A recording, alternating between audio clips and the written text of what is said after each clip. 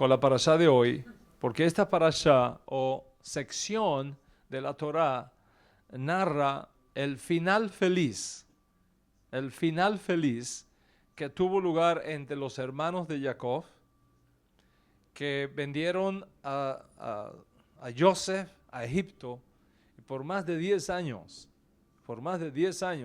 mantuvo la familia en un caos de amarguras, de culpabilidad, de resentimientos. Y en esta parashá nosotros encontramos la revelación de Joseph a sus hermanos, diciéndole: Aní Joseph, vuestro hermano. Y esto es muy interesante porque el texto podría estar hablándonos de una reconciliación mayor que tendrá lugar en el futuro entre el Mesías y sus hermanos de la casa de Israel. Y para comprender lo que estoy diciendo, tenemos que recordar que desde tiempos inmemoriales, profetas y sabios de la Torá en Israel han establecido ciertas reglas de interpretación de la Torá. Y en esas reglas de interpretación de la Torá hay una regla particular, es bien misteriosa, y que la recordamos con el nombre de Pardés. De hecho, estamos estudiando acá, los sábados en la tarde, acerca de estas cosas. Entonces, vamos a explicar un poquito esto. Según la tradición judía, todo lo que nosotros necesitamos saber en la vida está contenido en la Torá. Eso es una declaración formidable. Todo lo que tú necesitas saber en la vida está contenida en la Torá.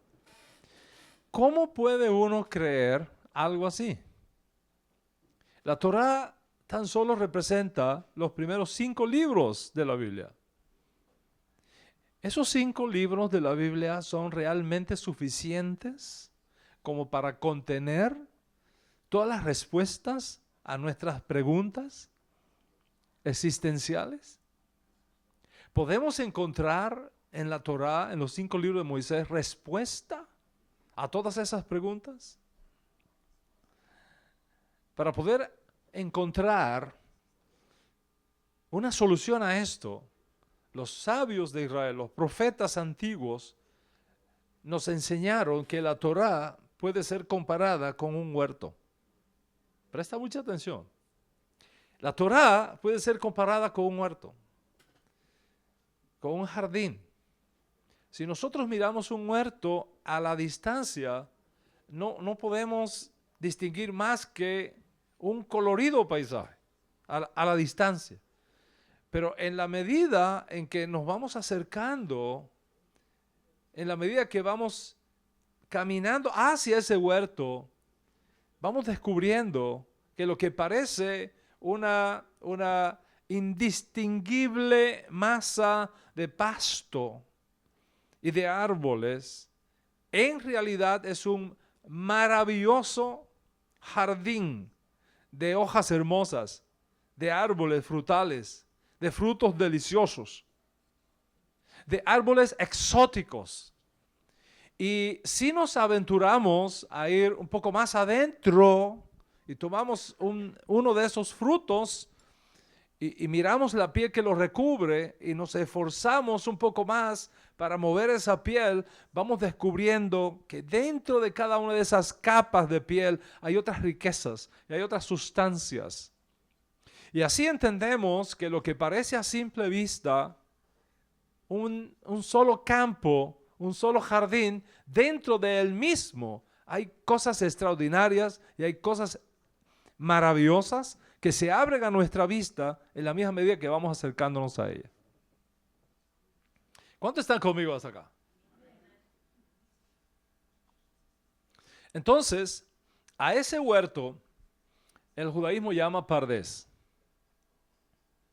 A ese huerto el judaísmo llama Pardés. Es una palabra que se encuentra asociada con la idea de paraíso. Pardés, paraíso. Y al arribar a este huerto de Torah, nos da la sensación de que es tan plena que uno siente que realmente estás en un paraíso. ¿Y por qué sucede todo esto? ¿De dónde provienen todas estas ideas de estas capas y niveles cada vez más asombrosos y deliciosos para el entendimiento? La metáfora surge de la idea de que ese huerto está asociada con cada una de las consonantes de la palabra Pardes. Es decir, la P, la R, la D y la S. Son letras iniciales de 4 palabras que se refieren a diferentes capas. Se refieren a diferentes niveles de interpretación posible sobre un mismo texto de la Torah. Así que vamos a explicar un poquito esto para entender la relación que esto tiene con la parashá de hoy. La primera letra de Pardes nos lleva a la palabra Peshat o Pashat, ¿ok? La cual simboliza, Pashat quiere decir la interpretación de un texto en su sentido primario y fundamental, sin ir demasiado lejos. Por ejemplo, cuando Adán desobedeció a Dios y comió del árbol del conocimiento, hizo algo que sabía que no debía hacer. Se sintió avergonzado y por eso decidió simplemente esconderse. Ese es el significado de ese texto a nivel pashat, a nivel primario, literal. Esa es la P. Pero Pardes tiene otra letra. ¿Cuál es la otra letra? La R. La R significa remés. Remés es insinuar. ¿Eso qué quiere decir remés? Insinuar. Si nosotros reflexionamos en una historia o si reflexionamos en una palabra de la Torá sobre la cual estamos estudiando, muy probablemente notarás que eventualmente el mismo texto nos lleva a pensar algo más de lo que habíamos pensado previamente. O sea, a medida que nosotros repasamos y reflexionamos las palabras del texto, en nuestras mentes se da un fenómeno de cambio, nos transporta hacia recuerdos o actos que nosotros mismos hicimos en el pasado. Y tal vez como le sucedió a Adán, recordamos alguna historia particular de nuestras vidas donde nos sentimos avergonzados por haber hecho algo que era indebido hacer y que intentamos ocultar. Y de esa manera, la historia de Adán no es simplemente la historia de su propia desobediencia, no es solo la historia de su propia vergüenza, sino que de alguna manera es algo que está relacionado también con nuestra propia historia, con nuestras propias desobediencias y con nuestras propias vergüenzas. Así que el texto insinúa algo que está relacionado directamente con nuestras vidas. La tercera letra de Pardes es la D. La D significa drash. Y drash quiere decir interpretar. Interpretar. Por ejemplo, Dios le pregunta a Adán en el huerto: Adán, ¿dónde estás? ¿Dónde estás? Si interpretamos ese texto desde una perspectiva drash, nos damos cuenta que Hashem sabía dónde estaba Adán. Pero ahí hay una interpretación profunda de por qué te estás escondiendo de mí. ¿Por qué estás huyendo de mí? La mayoría de nosotros se pasa la vida huyendo de Dios. Y esa es una manera como un mismo texto nos va llevando de la mano para entender otras riquezas que están escondidas en el texto. Y finalmente, la palabra Pardes concluye con la S de Sod en hebreo, que quiere decir secreto. Y esa etapa es la etapa más profética, más mística del texto, la parte profética. Y su secreto, ese secreto, radica en el hecho que no puede ser contado, no puede ser develado, sino porque muchas veces cuando nosotros mismos pensamos que supuestamente hemos alcanzado el significado del texto, nos encontramos frente a un misterio. Y siguiendo con este mismo relato, según la tradición rabínica, Dios le dijo a Adán el día que se escondió, que anterior a ese momento, Adán era tan grande que podía tocar hasta la punta del universo. Pero ahora, debido a su conducta indebida, solo podía esconderse entre los arbustos del jardín del Edén. Vea cómo Pardes nos permite a nosotros movernos dentro de un mismo texto para encontrar diferentes significados. Entonces, la simple, la que insinúa algo, la interpretativa y la secreta. Eso es Pardes. Entonces, la Torá es el huerto en el judaísmo. Y este huerto está saturado de capas deliciosas, de frutos, de sorpresas. Y por eso es que cuando nos sumergimos en el estudio de la Torá y conocemos Torá, algo extraordinario se mueve adentro de nosotros. Hay como una luz que viene, que toca nuestras vidas, que toca nuestras familias, que nos enseña el camino por donde debemos andar. Y es por eso que en el judaísmo llamamos a la Torá árbol de vida. Es Hayim, porque de sus frutos es que brotan todas estas riquezas que nosotros tenemos acá. Entonces, partiendo de eso, en esta parashá nosotros podemos encontrar no solamente el encuentro de Joseph con sus hermanos, podemos encontrar también un encuentro futuro que va a ocurrir en la historia. Ese encuentro de Joseph y Yeshua con el pueblo de Israel. Vamos a explicar esto un poquito porque es realmente extraordinario. Cuando nosotros aplicamos uno de estos principios de la interpretación de la Torá a un texto de la Torá, no en todas las cosas coinciden. Por supuesto, no en todas las cosas coinciden. Porque remés o insinuación no significa un paralelismo absoluto, pero sí significa un paralelismo profético, donde una cantidad de detalles que pasan en un lugar, luego se repiten en otro lugar, o lo que sucede en una persona, luego ocurre a otra persona. Y estos detalles que se producen y se repiten y van formando argumentos que se podrían definir como insinuación, es algo que está más allá del texto y que podría revelar un evento futuro escondido en el texto. Y eso es exactamente lo que tenemos acá en la parashá de hoy. Hay una relación mística, profética, interpretativa entre Joseph y Yeshua. Entre Joseph y Yeshua. Voy a mencionar algunas. Joseph fue vendido por sus propios hermanos y entregado a los gentiles. Joseph fue vendido por sus propios hermanos, entregado a los gentiles, aun cuando no todos los hermanos estuvieron de acuerdo, como fue el caso de Rubén. Pero Joseph fue vendido por sus propios hermanos. ¿No le pasó lo mismo a Yeshua? Piensen en esto. ¿Quién fue el que concibió, de todos los hermanos, quién fue el que concibió la idea de vender a Joseph a los gentiles? Yehuda. ¿Verdad? Cuando le dice a su hermano, ¿qué ganamos asesinando a nuestro hermano y ocultando su sangre? En lugar de atentar contra su vida, vendámoslos. Vamos a vendérselo a los ismaelitas, porque él es nuestro hermano, nuestra propia sangre, y estuvieron de acuerdo con él. Entonces, ¿quién fue el que concibió la idea de vender a Joseph? Yehuda. ¿Y quién fue el que concibió la idea de vender a Yeshua? Otro Yehuda. ¿Ah? Otro Yehuda. Por supuesto, no todos los judíos estuvieron de acuerdo, pero la iniciativa la tomó Yehuda.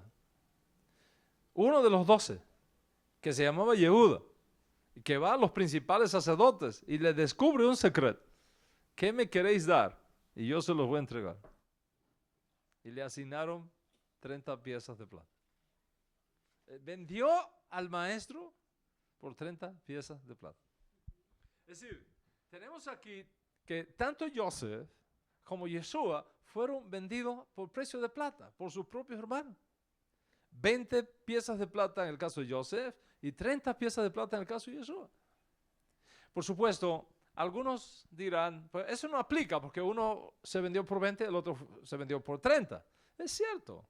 Es cierto, Joseph fue vendido por 20 piezas de plata, Yeshua fue vendido por 30 piezas de plata, pero recuerden lo que les dije desde un principio, así no es que funciona Pardes.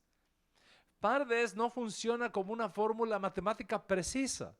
Son 4 enfoques de interpretación, no en lo absoluto, no en lo general, sino en algunos detalles. Sí, remés es una insinuación que no está presente matemáticamente en cada detalle, sino en rasgos que van aquí, que van allá.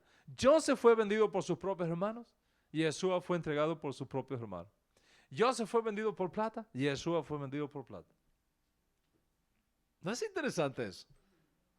Ahora, me llama la atención que a Joseph en Egipto le cambiaron el nombre y le pusieron un nombre gentil. ¿Recuerdan? En la escritura aparece, le dieron un nombre. Zavnat Panea.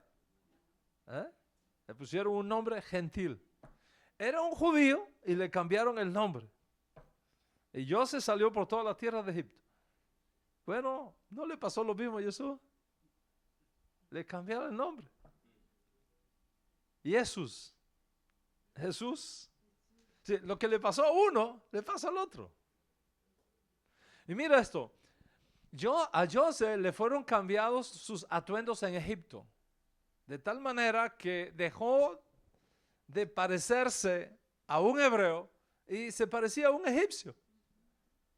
Dice la escritura que el faraón le ordenó que le pusieran ropas egipcias, que le pusieran un collar en el cuello y todo ese tipo de cosas. Oiga, ¿no le pasó lo mismo a Jesús? Le pasó lo mismo. Le fueron cambiando los atuendos, los dejudaizaron. Le quitaron su talid, le pusieron una toga romana y hasta el día de hoy podemos identificar históricamente a Yeshua más como un greco-romano que como un judío. ¿Cuántos entienden la relación que estamos hablando acá? Ahora, hay muchas más, pero quiero concentrarme en esta. Joseph tuvo 2 encuentros con sus hermanos en Egipto. 2 encuentros. Y Yeshua también tendrá 2 encuentros con sus hermanos, como Joseph en Egipto.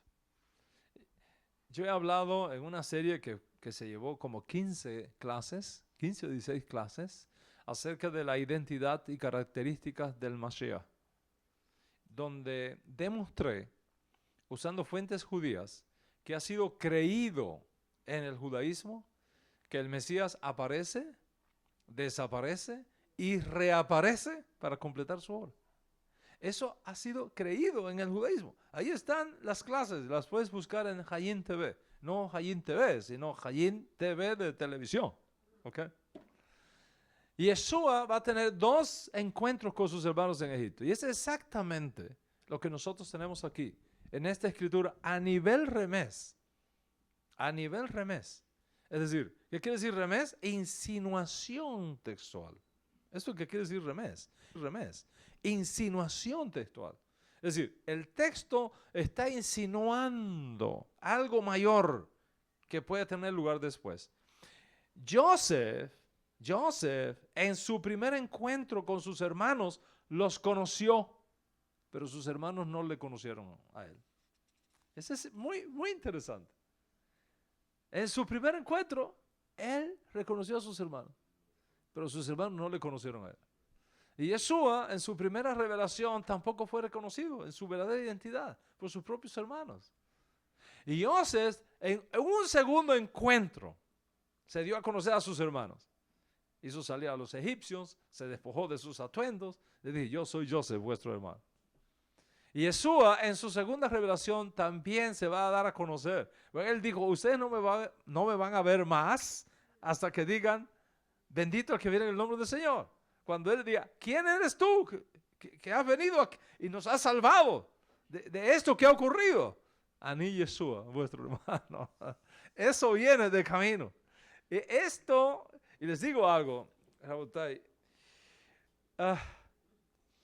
Esto de la revelación del nombre del Mesías es bien interesante. Están pasando cada cosa hoy día en el mundo que son impresionantes. Mire, cuando yo escribí mi primer tomo del libro ¿Por qué los judíos no aceptan a Jesús?, mencioné al rabino Kaduri, que en paz descanse. Les voy a hablar un poquito de esto por la importancia que esto tiene. Hace ya 11 años de esto, en el 2006, fallece en Jerusalén a la edad de 104 años el rabí Yitzhak Kaduri, un judío sefardí de costumbre oriental, nació en Irak en el año 1902. Murió de 104 años de edad. Se le consideró en Israel hasta el día de su muerte como el maestro cabalista más grande, un hombre muy místico, un santo rabino, que la gente iba a él para recibir una verajá de él, la gente iba a él para que orara por sus enfermos, etcétera, etcétera. En el año 2007, preste atención,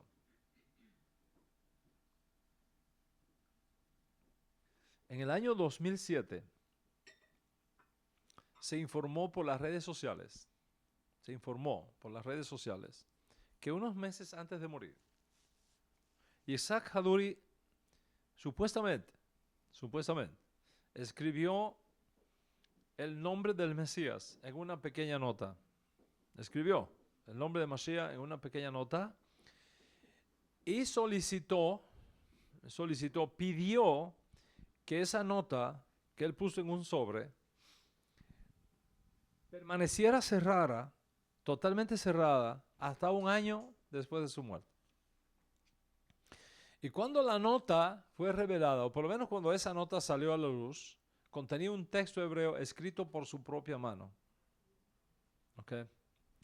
Aquí está el texto hebreo que yo conseguí. ¿Okay? Aquí está, no sé si la cámara lo puede captar. ¿Okay? O ustedes pueden mirarlo ahí, los que están más en first class. ¿Okay? Aquí está el texto hebreo. Yarim, Yarim, Ha'am, Beyokia, Shedvaro, Vetorato, Omedin. Eso es lo que está escrito ahí, en hebreo. ¿Ok?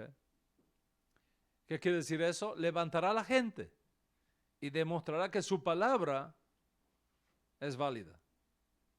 Eso es lo que está aquí. Ahora, el hombre es un cabalista. Y los cabalistas tienen la tendencia a escribir palabras donde cada primera letra sumada a la primera letra de la siguiente forma un texto oculto. Por ejemplo, cuando nosotros recibimos Shabbat el viernes en la noche,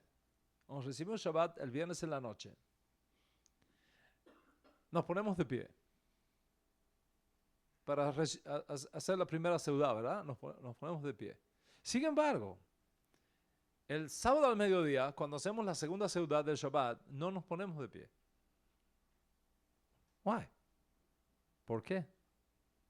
¿Por qué estamos de pie haciendo el Kiddush para recibir Shabbat y no estamos de pie haciendo el Kiddush de la segunda seudá, de la segunda comida del Shabbat?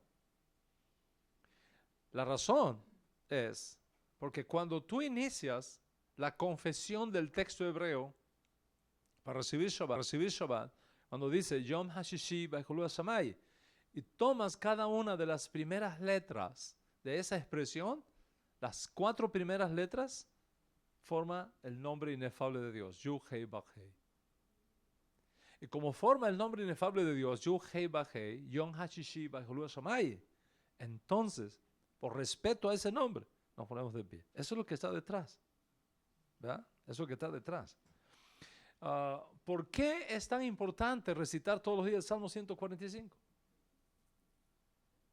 Porque el Salmo 145, en una sesión que dice, potea y deja, cuando dice, abres tu mano y satisfaces el deseo de todo ser vivo, si tú tomas la primera letra de cada una de las primeras 3 palabras, ahí está el nombre del ángel de la Parnasá. El ángel que trae la comida y la bendición material a tu casa. Y es por eso que todo el que confiesa el Salmo 145 todos los días, difícilmente va a tener problemas de Parnasá. ¿Cómo lo ves, Juanito? ¿Ah? Eso es tremendo. Lo mismo acá, ¿ok? Lo mismo acá. Mire qué pasa. No sé si la cámara lo puede tomar ahí. ¿Ya? Pero, si tú tomas las primeras letras, 1, 2, 3, 4, 5, 6. Son 6 palabras que él escribió. ¿Ok? Estas 6 palabras. Yarin, Haam, Beyokia, Zebaró, Betorato, Obdim. Obdim. ¿Va? Si tú tomas cada una de estas letras, la Yud, la Hei, la Bab, la Shin, la Baf y la Ayin, y las juntas, se forma un nombre.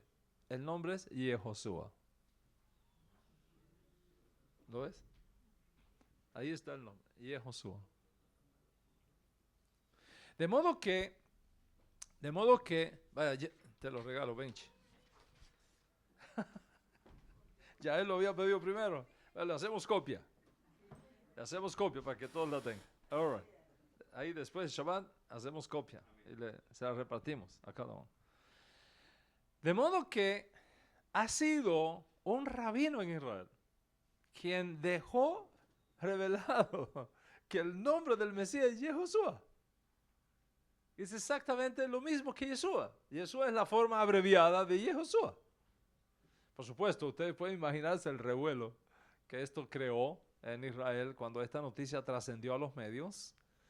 Y como podemos inferir, los ortodoxos rechazaron eso, por supuesto, ¿verdad? Y afirmaron que eso fue un invento, que la nota es falsa. Le hicieron una entrevista al hijo de Kaduri, que también es rabino. Él dijo que esa no era la letra de su papá, pero después cuando le enseñaron el documento completo, y se quedó en shock. Otras fuentes mencionan que la nota es auténtica, y ahí se quedaron las cosas. Uno diciendo, no es auténtica, otro diciendo que es auténtica. Como siempre pasa, ¿no? Como siempre pasa. O sea, ahí está. Es la revelación del nombre de Mashiach en Israel. Recientemente, y esto es lo que más me llama la atención, recientemente otro rabino en Israel, estaba hablando recientemente hace, ¿qué? Menos de 3 semanas, si acaso, algo así, ¿verdad? Atrás. Otro rabino en Israel, Nir Ben Arzi, también cabalista, un gran rabino cabalista, predijo que la identidad del Mesías sería revelada muy prontamente en Israel. Muy prontamente en Israel. Y según el sitio web Breaking Israel News, esto es lo que afirmó el rabino Ben Uzi, y cito: el Mesías está trabajando en este momento, dijo el rabino Ben Uzi en su clase, en su sermón. Dice: judíos, sean felices. Muy pronto el Mesías va a ser revelado a todos. Muy pronto el Mesías, Mashiach, va a ser revelado a todos. Acuérdate que aquí está Joseph en un segundo encuentro revelándose a sus hermanos, revelando su identidad. El rabino incluso entró en detalles y explicó cómo esto sucedería. Cito de la fuente diciendo: el santo, bendito sea, vendrá a los rabinos en un sueño o con una visión, y les informará a quién ha elegido para que sea el rey Mesías. ¿Sí? Hashem, dice este rabino, le va a mandar un sueño a los rabinos, o le va a permitir que tengan una visión para mostrarles a quién él ha elegido para que sea el rey Mesías. El Creador les escribirá exactamente el nombre de a quién ha elegido para que sea el Mesías. Y no solamente eso, sino que hay más detalles que él revela en esta conferencia de prensa. Y cito: mira lo que dice este rabino: habrá una tarjeta amarilla. Eso es lo que Hashem les va a presentar a los rabinos. Una tarjeta amarilla y letras sagradas inscritas en un pergamino como un rollo de Torá. Un pergamino como de un rollo de Torá, donde se les contará en arameo quién es el rey Mesías. Ustedes saben que el arameo ya hoy no se habla, aunque algunos en Israel todavía hablan arameo, ¿ok? Pero el arameo es la lengua del Talmud, básicamente, la lengua del Talmud, de la ley oral, ¿ok? Y dice, entonces no tendrán otra opción y reconocerán al rey Mesías. Desde arriba se les dirá, la elección está en tus manos. O revelas que Él es, o el creador del mundo te va a causar grandes problemas. Y no te soltará hasta que reveles eso y se lo digas a tu pueblo Israel. Entonces concluye el rabino diciendo, seguirán las instrucciones establecidas en el sueño y reconocerán quién es el Mesías de Israel. El rabino incluso describió la inscripción que será revelada a los rabinos en ese pergamino. Yo, dice él, el Señor le ordeno que diga y muestre quién es el rey Mesías, el hombre de Dios que yo he escogido. ¿Entiendes lo que esto significa? ¿Entiendes lo que está pasando en el escenario? ¿Ok? Y el rabino Ben Arsi explicó por qué Dios ha elegido este momento específico que estamos viviendo para revelar al Mesías. Dice, el Creador ya no puede esperar mientras observa el sufrimiento de los judíos en Israel y en el extranjero. Su sufrimiento, dice el rabino, es especialmente difícil, ya que Israel es el pueblo elegido, elegido por el Santo, bendito seas. En otras palabras, Dios como que se está cansando de todo lo que las naciones están haciendo con Israel. Eso es lo que está detrás de todo esto. Y todos sabemos, recientemente, la votación que tuvo lugar aquí, al lado nuestro, en las Naciones Unidas, detrás de nosotros, cuando 128 naciones votaron en contra de la decisión de Estados Unidos de aceptar a Jerusalén como la capital de Israel y mover nuestra embajada de Tel Aviv a Jerusalén. Solamente 9 países votaron a favor de la posición de Estados Unidos. Solamente 9 países. Y de esos 9 países, solamente 2 de América Latina. Guatemala y Honduras. Y le pido un aplauso a todos nuestros hermanos de Guatemala y de Honduras.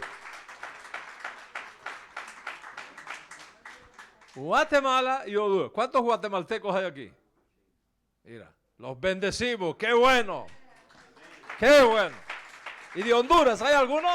De Honduras, los bendecimos. ¡Qué bueno! Bendeciré a los que te bendigan. A los que te maldigan, maldeciré. Así está escrito. Así está escrito. Qué alegría saber que Honduras y Guatemala están al lado de Israel. Lamentablemente, hubo otros países de América Latina que votaron en contra. Bolivia votó en contra. Bueno, no es mucha sorpresa, ¿no? Lamentablemente, por el tipo de gobierno que tiene ahora, Bolivia está en contra. Pero me sorprendió que Brasil votó en contra. Más todavía, Chile en contra. Más todavía, Costa Rica en contra. Costa Rica en contra. Cuba ni hablar, eso se esperaba.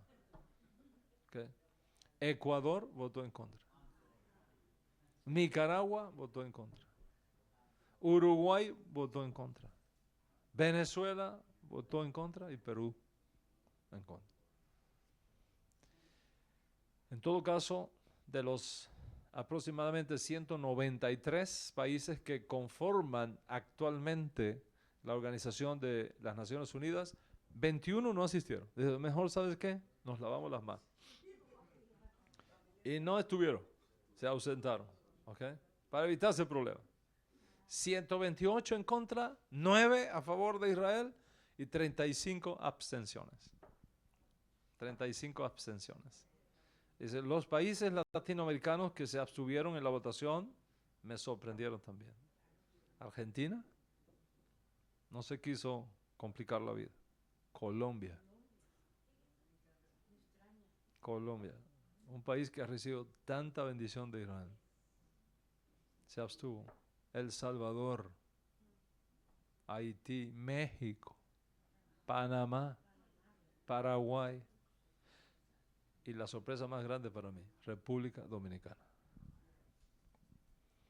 Nunca podía imaginar que República Dominicana se abstuviera. ¿O Luis?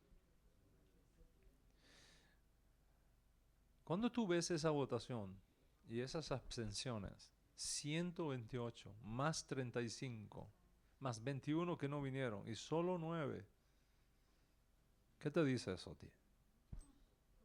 ¿Cuál es el mensaje que estamos recibiendo? Está claro, está clarísimo como la luz del sol, que las Naciones Unidas están en contra de Israel, con una minoría a favor. ¿Nos tiene que sorprender esto? Absolutamente no. Absolutamente no. El profeta Zacarías, 2500 años atrás, dijo, yo haré de Jerusalén una copa que hará temblar a las naciones. Yo haré de Jerusalén una copa que hará temblar a las naciones.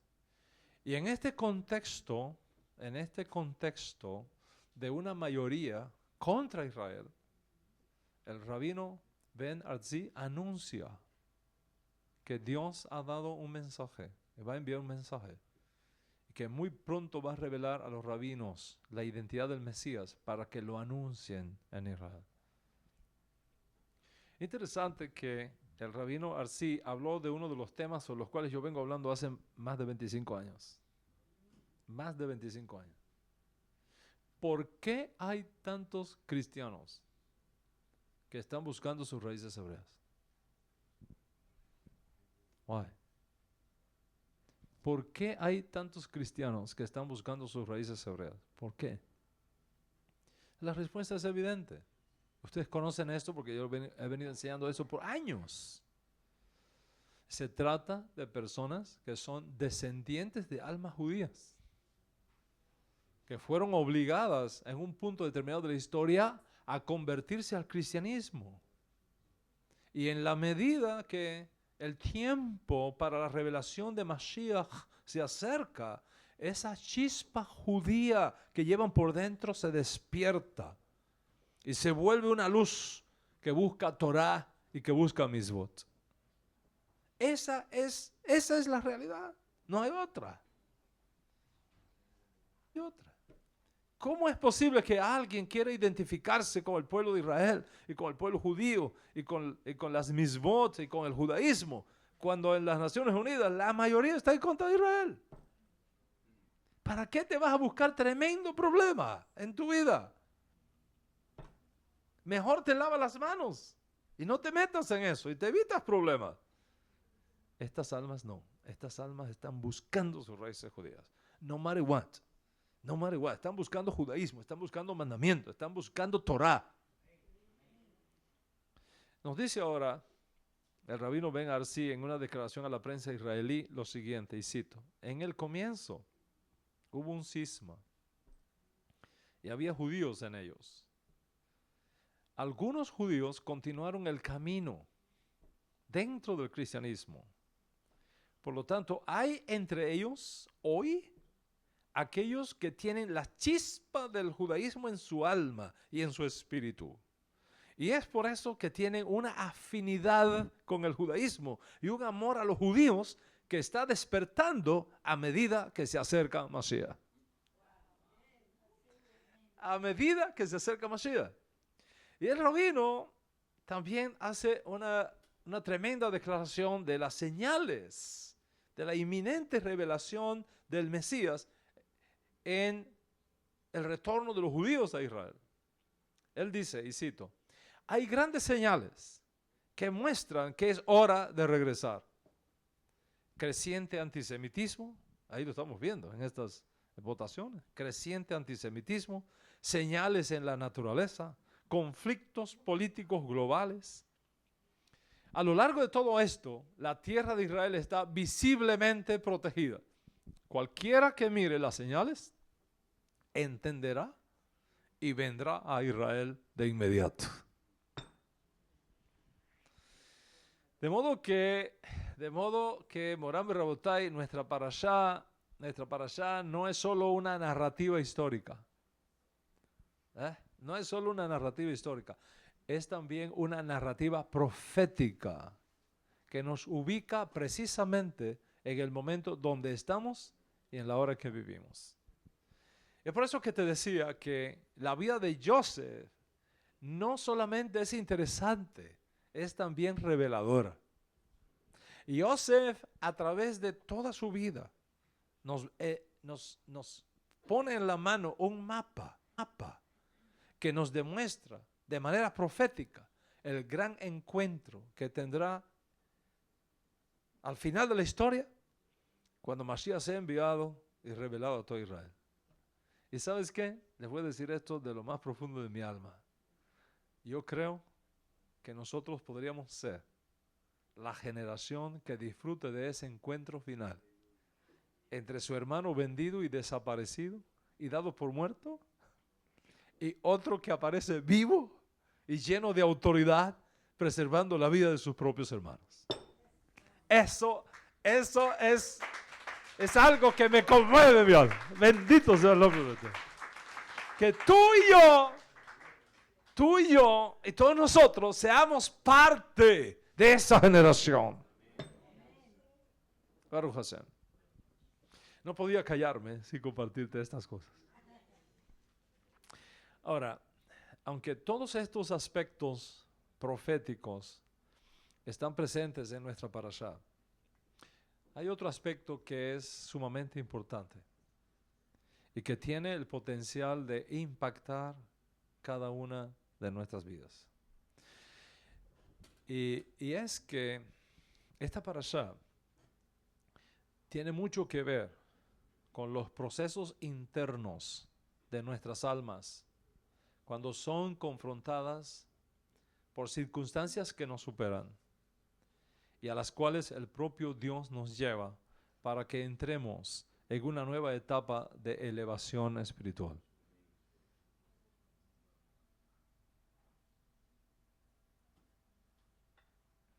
Estamos en presencia de un proceso interno del desarrollo del hombre en sentido particular y del hombre en su medio ambiente en sentido general.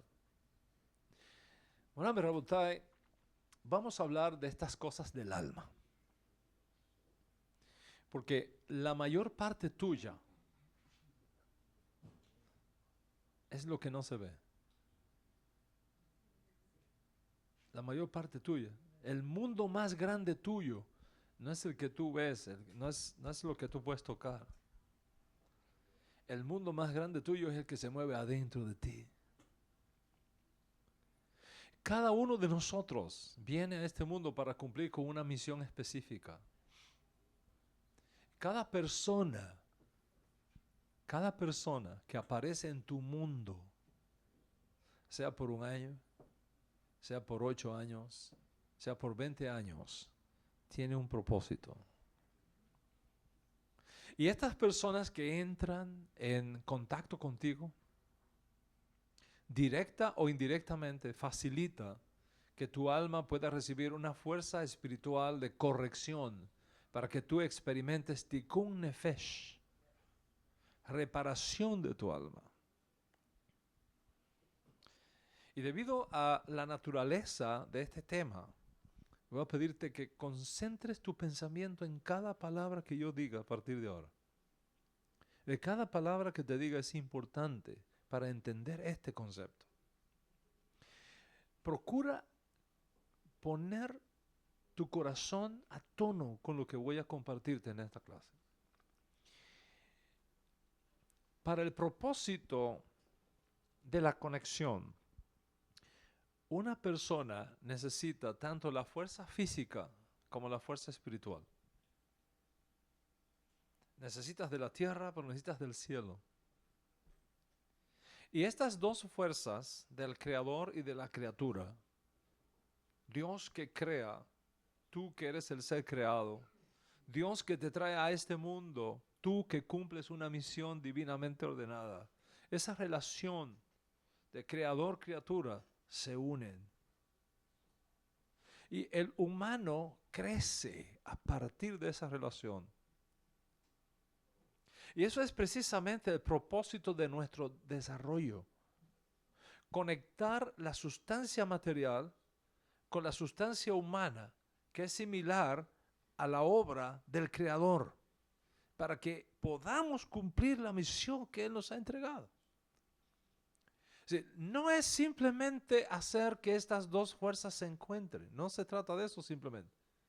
La creación consiste solamente de estas dos fuerzas. La fuerza que da el Creador y la fuerza receptora, la criatura que eres tú, el Creador que creó con propósito una réplica de sí mismo que llevas tú de Él, porque a su imagen tú fuiste creado, para que cumplas con una misión para la cual Él te ha traído acá. Estas dos fuerzas tienen que unirse, para que la criatura quede incluida en el Creador, para que el Creador quede incluido en la criatura, donde hay comprensión, donde hay conexión entre ellos. Porque este es el secreto de la vida eterna, que tengan esa relación íntima contigo, como dijo Yeshua. Y en este sentido, la criatura, como es socia con Dios en la creación, puede presentar sus argumentos, puede presentar sus ideas, puede presentar sus peticiones al Creador. Y Hashem las entiende. Y entonces otorga a su criatura, a través de esa conexión mutua, a través de esa parte de Él que llevas tú, sus secretos y sus recursos, para que tú puedas cumplir la razón por la cual trajiste esta alma a este mundo. Mira, esto es similar a las relaciones entre personas. Supongamos que tenemos una conexión entre nosotros. Pero cuando comenzamos a contarnos acerca de nosotros mismos y simpatizar con los sentimientos del otro, cada uno va recibiendo una parte del otro. ¿Verdad que sí? Cada uno va recibiendo una parte del otro. Entonces, esa conexión con nosotros se hizo a través de las partes que compartimos en común. Y también en el mundo material. En el mundo material. Para que una computadora entienda, tiene que tener un programa que sea compatible con la información que tú le estás pasando. Eso es lo mismo con la conexión entre el creador y la criatura. Todo el propósito de la creación es que tu alma pueda conectarse con con su raíz suprema, que es Hashem. Eso que en el judaísmo llamamos Debekut Hashem, unión con la divinidad. Y que para Yeshua es el secreto de la vida eterna. Como dije, dice el Ribi, este es el secreto de la vida eterna, que tengan una relación íntima contigo. O sea, ¿cuál es el problema que tú y yo tenemos en este proceso? ¿Cuál es el problema que tú y yo tenemos en este proceso? La mala inclinación. Ese es el problema. Que si lo manejamos bien, es una oportunidad. Pero que si no lo sabemos manejar bien, es un problema. Hashem ha hecho un veredicto sobre nuestras almas. Hashem, que nos creó, ya hizo su análisis y hizo su diagnóstico sobre nuestras almas. Y ese diagnóstico de Hashem está en Génesis capítulo 8, verso 21. Donde escrito está: la inclinación del hombre es mala desde su juventud. La inclinación del hombre es mala desde su juventud. En otras palabras, Cada uno de nosotros tiene un faraón adentro. ¿Ah? Tu esposa tiene un faraón adentro. Tu marido también. Cada uno de nosotros tiene un faraón adentro. Un ego, un yo. Ese ego que lo único que quiere es recibir. Lo único que quiere es controlar. Lo único que quiere es dominar. Y cuando tu deseo, presta atención, cuando tu deseo de recibir supera tu deseo de dar, tú cierras las puertas a los canales espirituales por donde desciende la bendición del Eterno a tu vida, a tu familia, a tus negocios. Cuando tu deseo de recibir supera tu deseo de dar. Pero cuando tu deseo de dar supera tu deseo de recibir, tú abres esos canales espirituales por donde desciende la bendición del Eterno sobre tu vida, sobre tus hijos, sobre tu familia, sobre tus negocios, sobre tus empresas, sobre tus finanzas. Ahora, ¿cuál es el tema? Que somos faraón. Somos faraón. Esa es nuestra naturaleza. Nuestro yo. Nuestro yo. Y ese yo tiene que anularse. Ese yo tiene que anularse si queremos tener paz, si queremos tener prosperidad, si queremos tener salud, si queremos tener amistad. Y esta parashá, por tanto, nos enseña mucho de cómo se desarrollan las cosas, comenzando por la venta de Joseph a Egipto. Joseph representa la fuerza del otorgamiento, mientras que Egipto representa nuestros vasos de recepción, los deseos de recibir. Los deseos de recibir pueden funcionar solo como simples agricultores. Pero Joseph es una cualidad que sabe cómo intercambiar herramientas.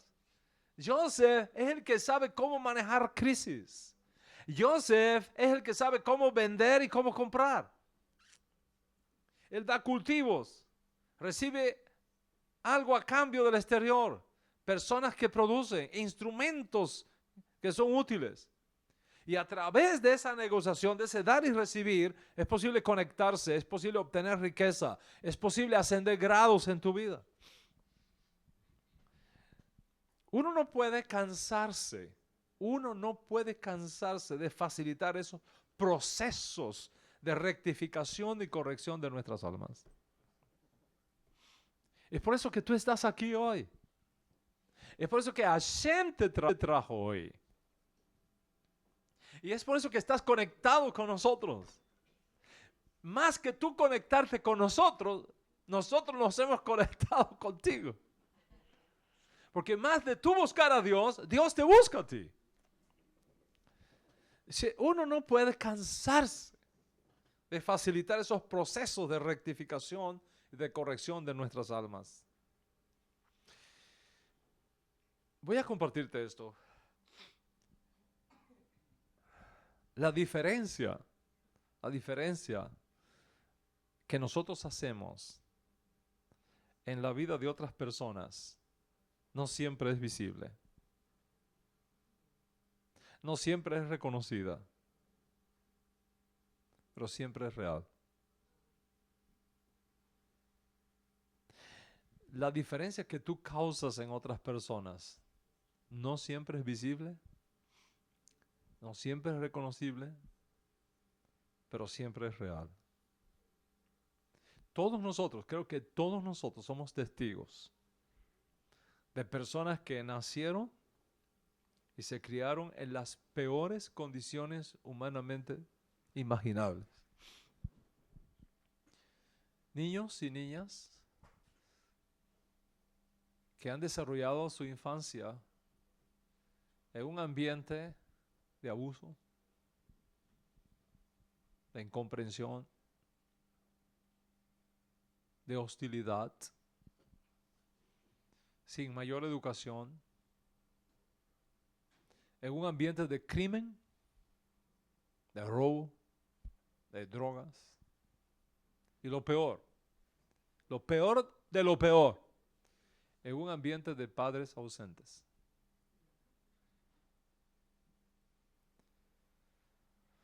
Y cómo esas personas, con todo en contra, logran levantarse, limpiarse la contaminación de sus desastrosos ambientes sociales y convertirse luego en profesionales de la salud, empresarios, personas de tremendo éxito en la vida. ¿Cómo lo lograron? ¿Cómo puede un niño levantarse del miasma, del abuso, a la gloria del éxito? ¿Cómo puede? ¿Cómo lo lograron? ¿Cómo es posible que un niño o una niña criada en este tipo de ambiente logre levantarse, sacudirse toda esa basura y transformarse en un hombre de bien, de éxito, de modelo? La respuesta es una sola. Alguien lo tocó. Alguien lo influyó positivamente. Alguien le habló. Alguien lo empujó hacia afuera. Alguien le dejó un mensaje suficientemente poderoso para levantarlo. Anoche compartía algunos pensamientos de Torah alrededor de la mesa del Shabbat en New Jersey. Y procuraba yo insuflar la importancia de servir a Hashem, no porque la gente lo vea, no porque la gente te lo reconozca, sino porque es Dios mismo quien te empuja a hacerlo. A veces nos quedamos sin fuerzas. A veces nos quedamos sin fuerzas. Pero si tenemos claro a quién servimos, las fuerzas se renuevan. Como está escrito, los que confían en el Señor se renovarán. Tendrán nuevas fuerzas. Levantarán alas como águilas. Correrán y no se cansarán. Caminarán y no se fatigarán. Y necesitamos armarnos de ese espíritu de tikkun nefesh, de corrección del alma, representado en Joseph. Porque muchas veces en la vida vas a necesitar echar mano a una sabiduría que está oculta a la mayoría de la gente.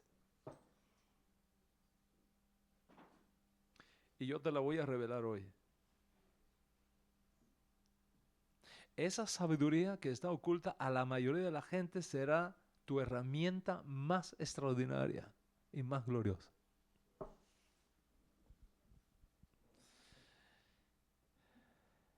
¿Y sabes cuál es esa sabiduría? Reconocer que todas las personas que están al lado tuyo son frágiles y son débiles. Y que su tendencia siempre es el mal. Esa es la sabiduría con la cual tienes que armarte. Que las personas que tú tienes a tu lado no son perfectas. No son perfectas. Todos tenemos nuestros puntos débiles. Todos tenemos nuestros puntos débiles. Donde somos emocional, espiritual y socialmente muy vulnerables. Muy vulnerables. Esa persona que Hashem puso a tu lado no es perfecta. Tiene puntos débiles igual que tú. Y una de las cosas que hará posible los procesos de reconciliación en las relaciones humanas sean esposos y esposas, sean amigos, sean hermanos, sean socios. Es la habilidad, una de las cosas que va a ser posible, esos procesos de reconciliación, es la habilidad para mantener los ojos puestos en el área buena de esas personas, más que concentrarte en sus lados frágiles y vulnerables. El día que Dios nos dio la Torá, el mismo día que la rompimos, el mismo día que Hashem nos dio los mandamientos, el mismo día que los violamos. Pero al mismo tiempo hubo actos de bondad, hubo actos de restricción, hubo actos de reconocimiento, hubo actos de amor, hubo actos de teshuvah. Les voy a compartir algo que, dada mi profesión secular, me toca muy profundamente. Me refiero al capítulo 13 de Levítico, que trata de uno de mis temas favoritos de la Torah, la función médica de los sacerdotes. La función médica de los sacerdotes.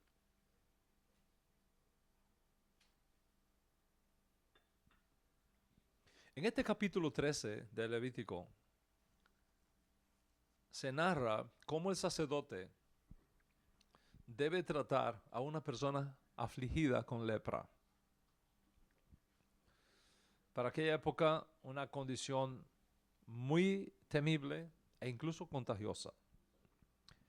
Y según la Torá, el sacerdote debe ser el médico comunitario para que la medicina no se vuelva un negocio que comprometa la salud de la gente, como lamentablemente ha sucedido.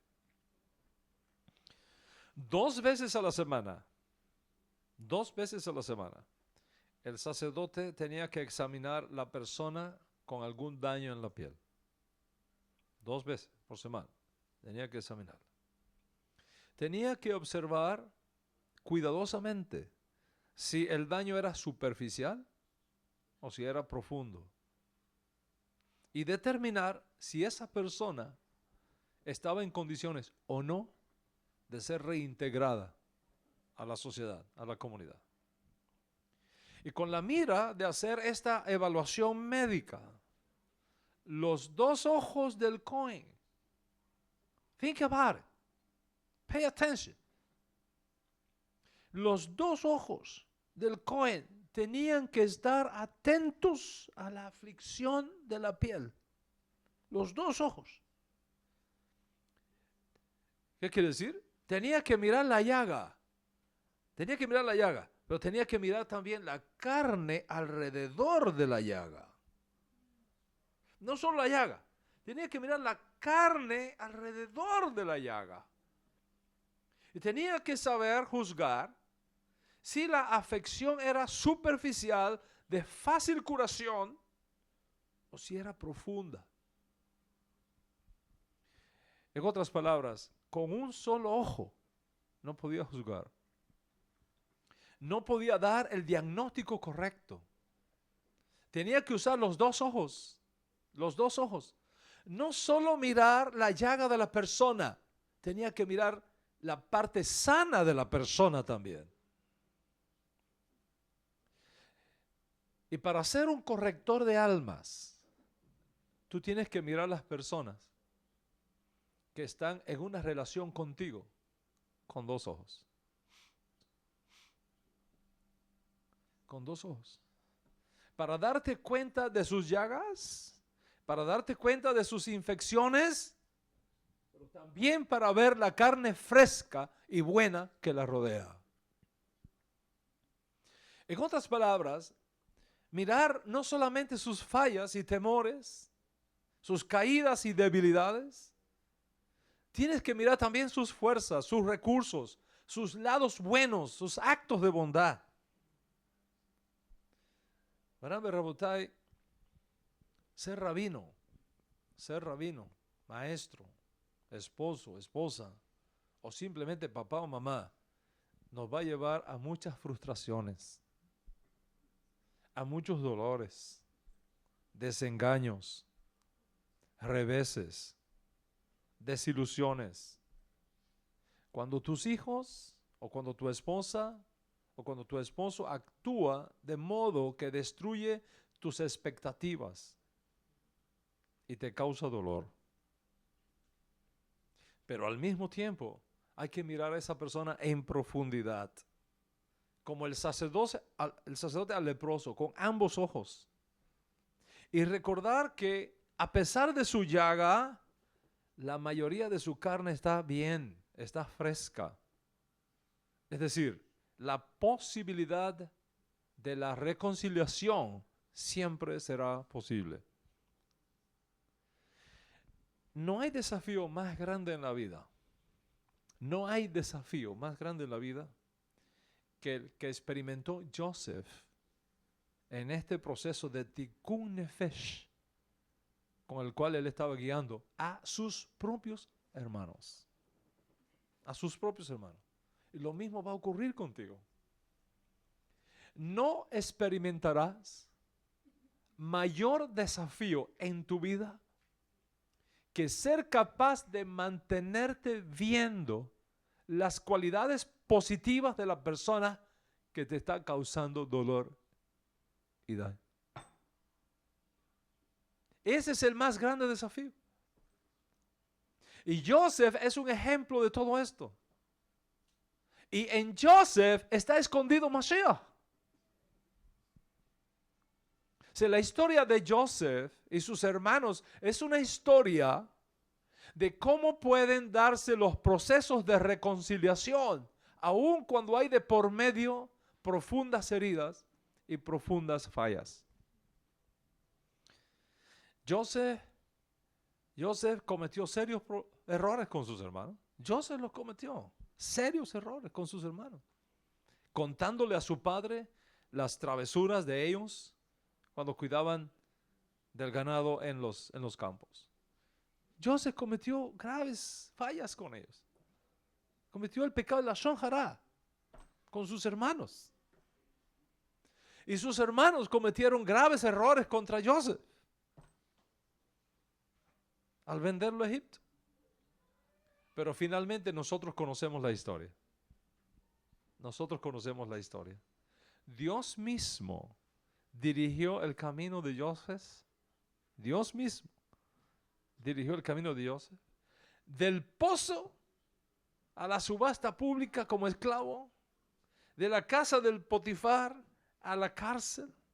Y de la cárcel milagrosamente convirtiéndolo en el segundo hombre en poder en Egipto. Solo en Egipto hay comida. Sus hermanos vienen por alimentos. Joseph los reconoce. Ellos no los reconocen.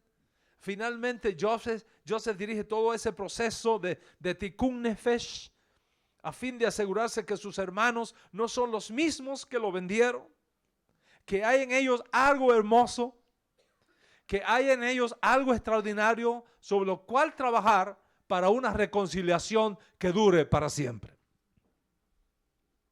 ¿Y cuál fue el desafío? El desafío final fue retener a Benjamín. Retener a Benjamín, no dejarlo ir con ellos. Lo que provocó que Judá, el mismo Judá que planificó venderlo a él, el mismo Judá que planificó venderlo a él, diera un paso adelante. Diera un paso adelante. Y se ofreciera él mismo en lugar de su hermano, para no ver partir a su padre con el dolor de la pérdida de su hijo más pequeño. Y si tú miras bien el texto bíblico, Judá usó la palabra padre refiriéndose a Jacob 14 veces en 16 versículos. 14 veces usó la palabra padre en 16 versículos. Y uno se pregunta, ¿qué ha transformado a Judá? ¿Qué ha transformado a Judá? De un hijo que fue capaz de vender a su hermano, a un hijo que es capaz de darse a sí mismo para proteger la integridad de su padre. Hay una sola respuesta. El proceso de reparación que venía ocurriendo en su alma. Los años en la vida, las experiencias difíciles que pasamos a lo largo del camino, nos van haciendo más compasivos, más sabios, nos van madurando. Y habiendo experimentado el mismo dolor de la pérdida de un hijo, Judá entiende ahora, 20 años después, el terrible dolor que él le causó a su padre. Él sabe del amor de su padre por su hijo más pequeño. Él sabe cómo la aflicción de la pérdida de Joseph solamente era posible manejarla teniendo a su lado a su pequeño Benjamín. Él sabe que su padre había tenido siempre favoritismo enfermizo por Joseph y ahora por Benjamín, en detrimento del resto de sus hijos. Judá sabe que esa es una debilidad de su padre. Judá entiende que él nunca va a poder cambiar a su padre y que él va a tener que elegir entre amar a su padre como es, con todas sus debilidades y con todas sus fallas, incluso con sus enfermizos favoritismos, o alejarse de su padre y darle espalda a un costo emocional supremo, tanto para él, su papá, como para el propio Yehuda. ¿Y cuál fue su elección? ¿Cuál fue su elección? Él decidió perdonar el favoritismo expresado a favor de Joseph y ahora de Benjamín, porque comprendió que su padre no era un hombre perfecto.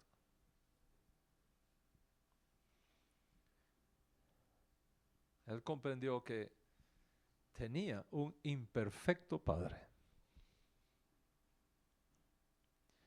Y Judá es ahora capaz de amar a su padre y poner sus propios deseos en segundo lugar, a fin de proteger a su padre de una muerte horrible y dolorosa por la pérdida de sus dos hijos favoritos. Esto será luego este Judá que hace eso. Este Judá que hace eso es el Judá que luego Jacob va a bendecir como la tribu monárquica de Israel. Este mismo Judá es el Judá que Jacob va a bendecir con la bendición por la cual vendrá el Mesías.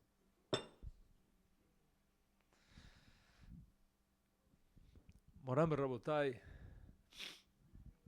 para lograr la reconciliación entre amigos, entre esposo y esposa, entre hermanos y hermanas, tenemos que llegar a un punto donde reconozcamos las limitaciones de la otra persona, sus debilidades, y aceptarlas.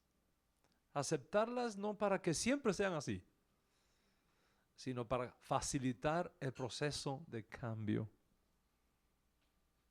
para facilitar que esa persona haga su propio tikkun nefesh. Por otro lado, voy a revelarte algo que es mi experiencia personal. Podemos hacer lo mejor posible para ayudar a cambiar a otra persona. Podemos hacer lo mejor posible para ayudar a cambiar a otras personas. Podemos hacer nuestro mejor esfuerzo por ayudarles a ver todo lo que son capaces de lograr y sacar de su potencial.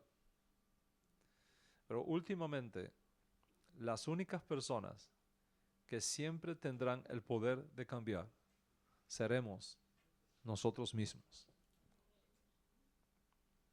Nosotros mismos. El desafío más grande que he tenido en mi vida como maestro de Torah por toda una generación, no 5 años, no 10 años, por toda una generación, el desafío más grande que he tenido en mi vida como maestro de Torah, como educador generacional, es la capacidad, la habilidad de mantenerme dedicado a la gente que no siempre aprecia lo que hacemos por ellos.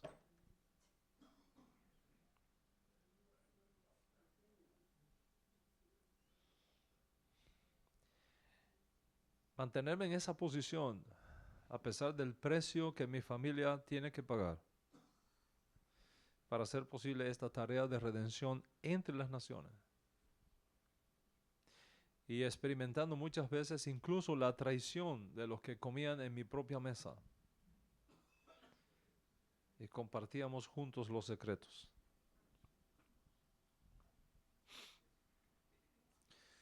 He aprendido en este proceso, que en cada relación donde existe el amor, en cada relación donde existe el amor, donde existe la hermandad, donde existe la amistad, también coexiste la semilla de la traición. Pero si somos capaces de superar ese miedo, incluso la peor traición puede ser superada y reparada. Por supuesto, eso demandará de nosotros un proceso de reconstrucción de confianza, pero muy diferente a la que existía antes.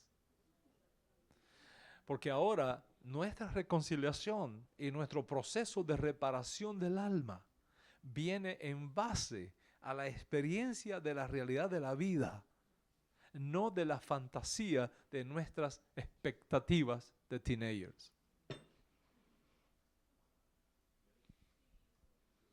No podemos negar el dolor y la frustración que otras personas pueden causarnos. No podemos negar eso. Pero la realidad es que cuando abrimos nuestro corazón al dolor y al sufrimiento, comenzamos a sanarnos. No porque el sufrimiento sea Tylenol,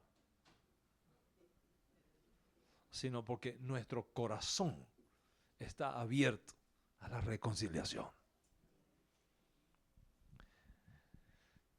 Gabriel García Márquez, ese genio colombiano de las letras, en su último libro, Vivir para contarlo, es una autobiografía de sus propios orígenes. Nos cuenta que una noche, como tantas noches, regresando a su casa de madrugada, juntamente con su hermano, después de andar por ahí de tragos y con mujeres sin virtud, se encontraba a su madre esperándolo en la sala de la casa. Y en una angustia de su alma, la madre le dijo: estás yendo por el mismo camino de tu padre, y como tu padre serás. Pero luego, dice, se volteó, rectificó sus palabras y le dijo: Dios mediante, serás un buen esposo, como lo es tu padre.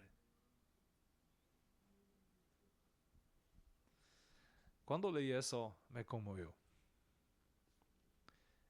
Por supuesto, esta mujer tenía toda la razón del mundo, por sentirse frustrada, traicionada, repleta de rabia. Pero en un punto determinado, seleccionó enfocarse en el lado bueno de su esposo, en todo lo hermoso que había vivido con él y en aquellas memorias de alegría que compartieron juntos por tantos años. En otras palabras, esta mujer, como el sacerdote médico de Israel, usó sus dos ojos para ver la llaga de su esposo, pero también la carne buena y sana que rodeaba su debilidad. Y se dio cuenta a tiempo que tenía una parte buena de su esposo dentro de ella que nadie más la tenía. Y eso es lo que hace posible el proceso de reconciliación. Para Joseph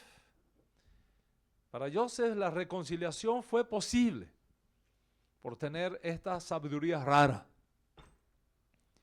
esta sabiduría extraña, la sabiduría del reconocimiento de la fragilidad del carácter de las personas y de cómo si ponemos los ojos en el lado bueno, el lado malo siempre va a ser posible superarlo y transformarlo en una mejor persona y en una mejor relación. Tú no puedes controlar la conducta de otras personas. Tú no puedes controlar las decisiones de otras personas. Tú no puedes controlar las emociones de otra persona. Pero tú sí puedes controlar tu reacción a eso y decidir amar, perdonar y cuidar a pesar de. Y debes de saber que en algún punto cualquier persona de las que ahora están en relación contigo, como hermanos, socios, como padre, como hijo, como esposo, como esposa, a menudo harán cosas que te van a producir frustración, dolor y rabia. Y tú no puedes controlar eso. Tú no lo puedes controlar. Pero sí puedes elegir amarla como es, poniendo tus ojos en el lado bueno, no solamente en la llaga, en ambos. Y debes hacer lo que tienes que hacer, no por el aplauso, no por el premio que podrías recibir, sino porque es lo correcto que debes hacer. Y nunca olvidar que estás trabajando para alguien que te mira desde arriba y que espera siempre lo mejor de ti. Bueno, es hora de concluir esta clase. Y quiero hacerlo con una historia de la vida real. Ella tiene 62 años y él tiene 68. Se casaron cuando eran muy jóvenes. Y ahora ella está ingresada en un centro de cuidados especiales, diagnosticada con Alzheimer. Él viene todos los días a verla. Todos los días a verla. Pasa tiempo con ella. Le habla. La acaricia. La alimenta. Todos los días. Hasta que un día se le acercó una enfermera y le dijo, ¿por qué usted viene aquí a verla todos los días si ella no te reconoce?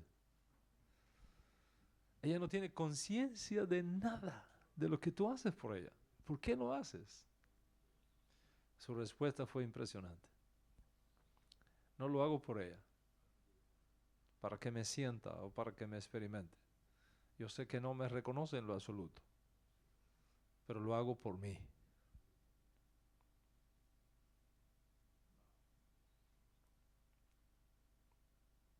I do it for me. Y por lo que yo soy para ella.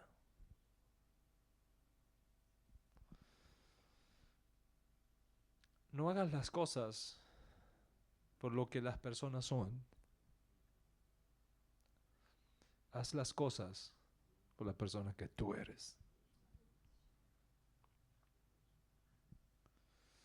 Esta es la gran lección que Joseph nos deja